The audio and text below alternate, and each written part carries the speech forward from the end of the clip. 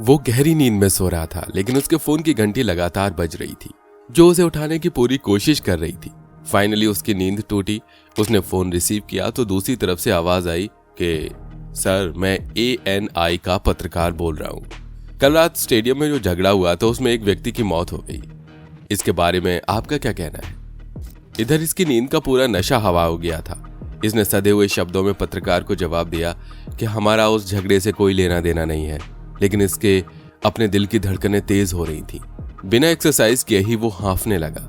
जिसके गले में फूलों का हार होना चाहिए था, पुलिस उसके हाथ में हथकड़ी पहनाने के लिए उसे कुत्तों के साथ ढूंढ रही थी। हम बात कर रहे हैं अपने जमाने के ओलंपिक खेलों के हीरो रहे पहलवान सुशील कुमार की। आइए जानते हैं उसकी लाइफ की इनसाइड स्टोरी।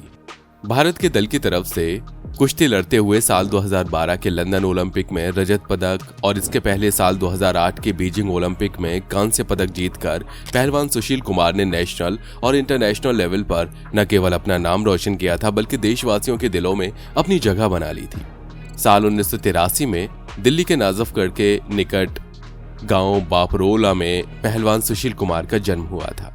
पिता दीवान सिंह और मां का नाम कमला है। 3 भाइयों में सुशील कुमार सबसे बड़े हैं। इन्होंने अपनी स्टार्टिंग स्कूलिंग एजुकेशन अपने गांव बापरोला के स्कूल से ही हासिल की थी।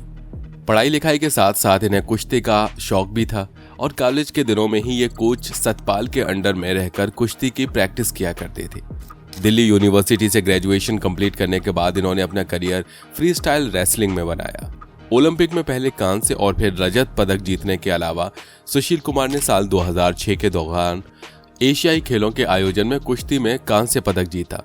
इसके बाद साल 2010 के नई दिल्ली राष्ट्रमंडल खेलों के 66 किलोग्राम वर्ग में स्वर्ण पदक और फिर साल 2014 में ग्लासो में आयोजित हुए राष्ट्रमंडल खेलों के आयोजन में 74 किलोग्राम वर्ग में इन्होंने स्वर्ण पदक जीता।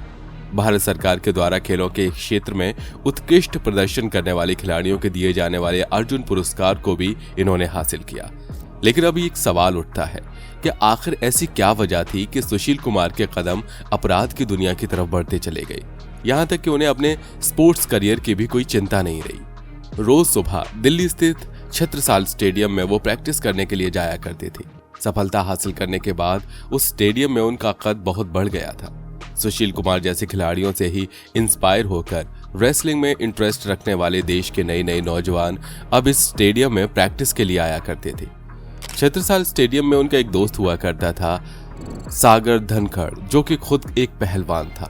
रेसलिंग की फील्ड में अपना करियर स्टैब्लिश करने के बावजूद सुशील कुमार का ध्यान क्रिमिनल एक्टिविटी में भी रहने लगा। एक जानकारी के मुताबिक जमीन की लूट के एक मामले में सुशील कुमार और सागर दोनों ही इन्वॉल्व थे, लेकिन आगे चलकर पैसों के बंटवारे को लेकर दोनों में मनमुटाव हो गया और यह मनमुटाव कहासुनी से होता हुआ एक दूसरे को नीचे दिखाने तक पहुंच गया। 4 मई साल 2021 को सुशील कुमार अपना आपा खो बैठे और वो अपने कुछ साथियों को लेकर सागर धनखड़ के फ्लैट की तरफ चल पड़े। दिल्ली के मॉडल टाउन में सागर धनखड़ एक 23 साल के ग्रीक रोमन रेसलर के फ्लैट में रहा करता था, जहां उसके साथ सोनू महल भी रहता था। फ्लैट के सामने पहुंचकर उन्होंने सागर को बाहर बुलाया और उससे कहा कि हमारे साथ चलो, तुमसे कुछ बात करनी है। तब सोनू महल आगे आया और बोला कि जो भी बात करनी है यहीं करो, कोई नहीं कहीं जाएगा। सुशील और उसके साथी इरादा बनाकर आए थे, इसलिए वो फ्लैट में रहने वाले चारों लोगों को जबरदस्ती उठाकर अपने साथ ले गई। उन्हें गाड़ी में बिठाया और दिल्ली के छत्रसाल स्टेडियम की तरफ चल पड़े।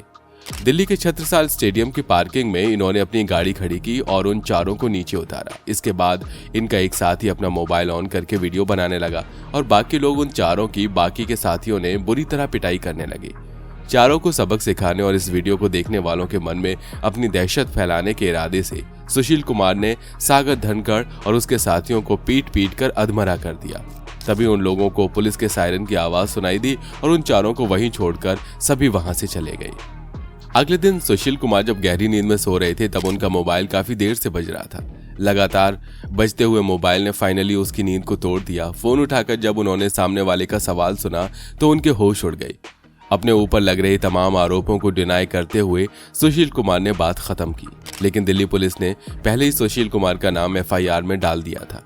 इसके ऊपर हत्या का केस दर्ज करते हुए पुलिस ने 1 लाख का इनाम घोषित कर दिया और उनके साथी अजय बकरवाल के ऊपर 50,000 का इनाम घोषित किया। ये दोनों दिल्ली से फरार हो चुके थे। साथियों, ये वीडियो आगे भी जारी रहेगा। अगर आपने इस चैनल को सब्सक्राइब नहीं किया है तो सब्सक्रिप्शन का बटन दबाकर नोटिफिकेशन बेल को जरूर ऑन कर लीजिए। इसके बाद शुरू हुआ पुलिस और सुशील कुमार के बीच भागम भाग का खेल। दिल्ली से भागकर सुशील कुमार हरिद्वार के एक आश्रम में पहुंचे, लेकिन फाइनली उन्हें वहां से भी भागना पड़ा क्योंकि पुलिस की सरगर्मी तेज हो रही थी। वहां से भागकर वो ऋषिकेश पहुंचे और जब वहां भी पुलिस की हलचल देखी तो वहां से बाइक कार मथुरा के लिए निकल लिए। पुलिस सुशील कुमार की तलाश काफी तेजी से कर रही थी। जिस किसी भी टोल बूथ से गुजरते वहां के सीसीटीवी कैमरे में कैप्चर हो जाने का खतरा उन्हें रहता था।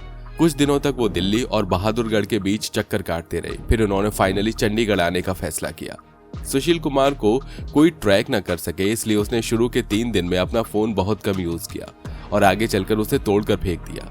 सिम अपनी निकाल कर रख ली और एक फोन के सहारे टेलीग्राम ऐप पर अपनी कनेक्टिविटी बनाए हुए था। ये कनेक्टिविटी एक डोंगल के जरिए बनी थी जिससे कि कोई भी उसकी लोकेशन ट्रेस न कर सके। पुलिस भी लगातार उसके मूवमेंट को पकड़ने की कोशिश कर रही थी। पुलिस का इंफॉर्मेशन नेटवर्क अपने फुल एक्टिव मोड पर था और इसी नेटवर्क की बदौलत पुलिस को एक इनपुट मिला कि सुशील पहलवान एक शराब की दुकान पर कैश लेने के लिए आने वाला है। दिल्ली पुलिस की 3 यूनिट पहलवान का स्वागत करने के लिए तैयार बैठी थी। उन्हें अधिकारियों द्वारा सख्त इंस्ट्रक्शन थे कि किसी भी कीमत पर पहलवान को पकड़ना है, लेकिन पहलवान काफी चालाक निकला और पुलिस को चकमा देकर वहां से भाग गया। हालांकि वो शराब की दुकान से कैश भी नहीं ले पाया, लेकिन पुलिस इतना तो समझ गई थी कि उसके पास पैसों की कमी है, इसलिए वो पैसों के इंतजाम के लिए हाथ पांव जरूर मारेगा। सुशील कुमार ने अपने एक जान पहचान वाले के पास फोन किया और उससे पैसों का इंतजाम करने के लिए कहा। पैसा देने वाले ने उसे मुनका मेट्रो स्टेशन के पास मिलने के लिए कहा। सुशील अपने साथी अजय बकरवाल के साथ मुनका मेट्रो स्टेशन पर पैसे लेने के लिए पहुंचा। ये दोनों पैसा लेने के लिए स्कूटर पर पहुंचे थे और इनका चेहरा ढका हुआ था। इन्हें लगा कि पुलिस इन्हें पहचान नहीं पाएगी, लेकिन वहां उनका स्वागत पुलिस वालों ने किया। पुलिस की गाड़ियों ने चारों तरफ से सुशील कुमार को घेर लिया और फिर उसे अरेस्ट करके अपने साथ ले गई। ये घटना 23 मई साल 2021 की है। इस दिन विश्व कुश्ती दिवस सेलिब्रेट किया जाता है। आपको बता दें कि एक रेसलर के तौर पर यह दिन सुशील कुमार की जिंदगी का अहम दिन था। सुशील कुमार ने पहले तो अपने आप को निर्दोष बताया और पुलिस को गुमराह करने की पूरी कोशिश की।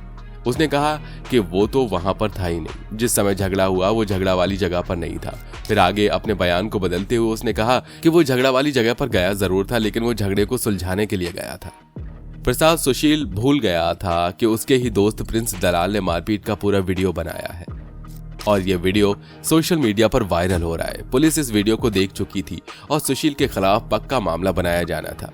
प्रिंस की गाड़ी से 2 लोहे की छड़ें, 5 कारतूस और लोडेड डबल बैरल बंदूक मिली।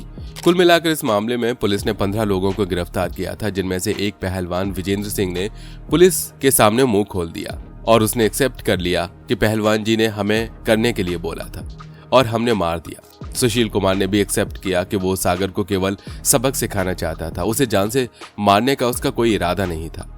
वो चाहता था कि सागर को ऐसा सबक मिल जाए कि वो दोबारा कभी उससे पंगा न ले। लॉकडाउन के दौरान सतीश गोयल छत्रसाल स्टेडियम में खाने पीने का सामान और किराने का आइटम सप्लाई किया करते थे। उनका 1 लाख रुपए का बिल अटका हुआ था। साल 2020 में जब उन्होंने सुशील कुमार को बिल के पेमेंट के लिए फोन लगाया तो उन्होंने पैसे देने के लिए छत्रसाल स्टेडियम बुला लिया। वहां सुशील कुमार और उनके साथियों ने सतीश गोयल को पैसे देने की बजाय उनकी पिटाई कर दी। साल 2016 में पहलवान नरसिंह यादव ने सुशील कुमार को हराकर ओलंपिक के लिए क्वालिफाई किया। तब सुशील कुमार कुश्ती संघ से नाराज हो गए थे। आगे चलकर जब नरसिंह यादव डोप टेस्ट में फेल हो गए तो इसके शक की सुई भी सुशील कुमार पर गई। इसके 1 साल बाद कुश्ती के एक मैच में सुशील कुमार अपने ओपोनेंट पहलवान प्रवीण कुमार के साथ गाली गलौज पर उतर आए। मैच के बाद सुशील कुमार और उनके साथियों ने पहलवान प्रवीण और उसके भाई पर हमला भी कर दिया था। छत्रसाल स्टेडियम को वो अपनी जागीर समझने लगे थे। इस स्टेडियम की पोजीशन उनको उनके ससुर सतपाल सिंह के द्वारा विरासत में मिली थी। साल 2018 में प्रो रेसलिंग लीग में उन्होंने ये कहकर पार्टिसिपेट नहीं किया कि इसके लिए उन्हें पैसे कम दिए जा रहे हैं। सुशील कुमार का प्राउडी नेचर हर किसी को नजर आ रहा था। वो छोटी छोटी बात पर भड़क जाते थे। नॉर्थ इंडियन रेलवे के द्वारा आयोजित कुश्ती प्रतियोगिता के दौरान सुशील कुमार अपने हाथ में हथियार लिए हुए अपने साथियों को धमका रहे थे। 2015 में सुशील कुमार ने टोक्यो के कांस्य पदक विजेता बजरंग पुनिया को छत्रसाल स्टेडियम से बाहर का रास्ता दिखा दिया था। इसकी वजह से बजरंग पुनिया को बेहतरीन पहलवानों के साथ प्रैक्टिस करने का मौका नहीं मिल पाया। यूक्रेन की एक लड़की को सोनू महल ने अपनी गर्लफ्रेंड बनाया था और एक दिन जब वो सागर धनखड़ और अपने साथियों के साथ जन्मदिन मना रहे थे तब सुशील कुमार के साथी वहां पहुंच गए। अजय नशे की हालत में सोनू की गर्लफ्रेंड के साथ सेल्फी लेने की कोशिश करने लगा। जब उसे ऐसा करने से रोका गया तब उसने सागर और सोनू के खिलाफ अपने मन में खुन्नस पाल ली थी। आगे चलकर सुशील कुमार का संबंध गैंगस्टर काला जठेरी के साथ भी होने की बात सामने आई।